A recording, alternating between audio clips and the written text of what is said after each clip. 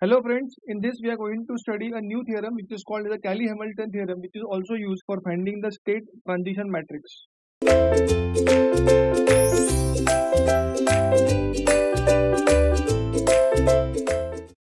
Now consider an exam problem that we have to find f of a, where a is what?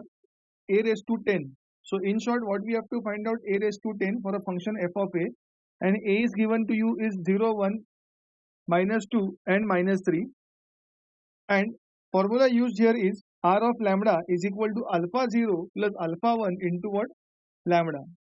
So this formula we are going to use for finding the Cayley-Hamilton theorem for STM part. Let us try to solve the problem, and we are going to solve the problem in steps. Now in Cayley-Hamilton theorem there can be only two types of problems or varieties. The first variety will be a simple pole location problem, and the second variety will be a repeated pole location problem. Let us start. Step number 1. First I need to find out determinant of lambda I minus a value, and it is equated to what? 0. So I need to find the values of lambdas, and what is the value of lambda 1 and lambda 2. Now why I said lambda 1, lambda 2? Because it's a second order system. So lambda I minus a is equal to lambda 0, 0, lambda minus a. What is a value? A value is 0, 1, -2 and -3. That is equal to determinant of lambda minus 1, 2, lambda plus 3. That is equal to lambda square minus 3 lambda plus 2. That is equal to, if you solve this expression of lambda, it becomes lambda plus 1 common with lambda plus 2. So what is the values of lambda? So lambda 1 is equal to -1 and lambda 2 is equal to what? -2. So we got the values of which condition? We got the values of lambda 1 and lambda 2 condition. Now we are going to use the formula. So step number 2 now. Let us go for step number 2. Finding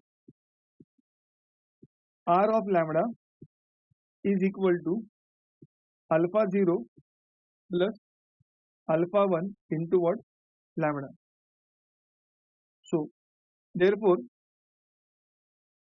function of lambda 1, that is equal to lambda 1 raised to 10 is equal to alpha 0 plus alpha 1 into lambda 1. Now what I have done over here, let us try to understand this point. This lambda 1 raised to 10 is the condition of what? R of lambda. Lambda 0 as it is, alpha 0 is same as alpha 0, and alpha 1 lambda 1 is same as what? Alpha 1 into what? Lambda 1. So let us solve it further. What is the value of lambda 1? It is nothing but what? Please check. It is -1.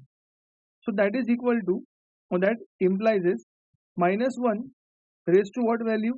10 is equal to alpha 0 plus what is lambda 1? It is -1 common with what? Alpha 1. So in short the expression becomes, therefore lambda 0 minus lambda 1 is equal to 1. Let us mark this as my first expression. Similarly, can you predict what could be the second expression? Second expression is function of lambda 2, that is equal to lambda 2 raised to 10, correct, is equal to alpha 0 plus alpha 1 into what? Lambda 2. Therefore, what can you say? What is lambda 2? It is -2. -2 raised to how much? 10 is equal to alpha 0 plus -2 common into what? Alpha 1. Therefore, the expression becomes alpha 0 minus 2 into alpha 1, that is equal to Now what is 2 raised to 10? It is 10 24.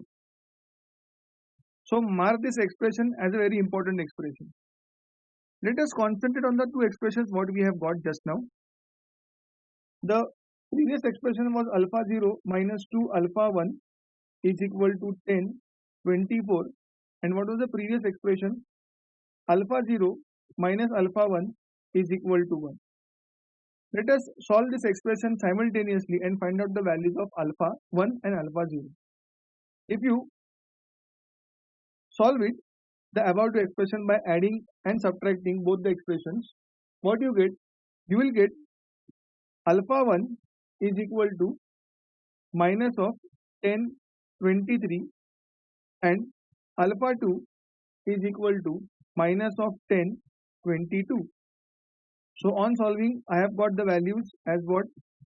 Alpha 1 is equal to minus of how much? 10 23, and alpha 2 is equal to minus of 10 22. If you want, I'll solve it at the side part. If you want, I'll solve in the side part now. Please see over here. So alpha 0 minus 2 alpha 1 is equal to 10 24. Alpha 0 minus alpha 1 is equal to 1. Now, if I subtract the expression, means I will have a minus sign over here, minus minus becomes plus over here, a minus sign over here. I'll get, so this alpha 0 and alpha 0 get cancelled out. This becomes minus of alpha 1 is equal to, so 10 23 I'll get, and with positive sign over here. So indirectly alpha 1 is equal to what? Minus of how much? 10 23. So this is nothing but the same alpha values of what we have got. So this is how you can solve the problem. Now if you add both the expressions, you are going to get a different answer. So once you add them, once you subtract them, and this is how you can solve the answer for alpha 1 and alpha 2. Done with this part. Now let us go with the final answer. Therefore, now function of a, what is to be found out? It is nothing but given as what? A raised to 10. So a raised to 10 is given by the formula alpha 0 common with identity plus alpha 1 into matrix A. This is nothing but which formula? Our R of lambda formula. If you remember, we have done just now. So therefore, a raised to 10 is equal to, what is alpha 0 value? Alpha 0 value is what? Minus of 10 22. The whole common with identity is 1 0 0 1 plus, what is alpha 1? Alpha 1 is of minus 10 23. The whole common with what condition? Common with A. A is what? 0 1 minus 2 and minus 3.